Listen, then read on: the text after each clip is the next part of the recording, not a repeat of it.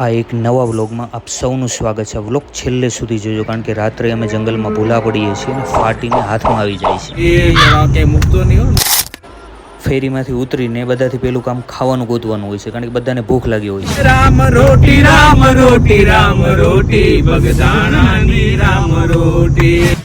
આ ખાઈએ છીએ અમે ફૂલવડી અને પછી ગુલ્ફી. પછી ગામડાનો નજારો જોતા જોતા ગીર તરફ પ્રયાણ કરીએ છીએ.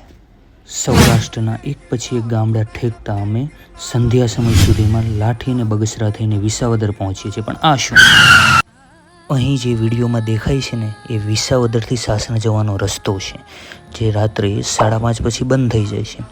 એટલા માટે અમારે પેલા ભાઈએ બતાવ્યા પ્રમાણે 40 કિલોમીટર જેટલું ફરવા જઈ જંગલના રસ્તે મેંદરડા થઈ અને સાસણ પહોંચીએ છીએ.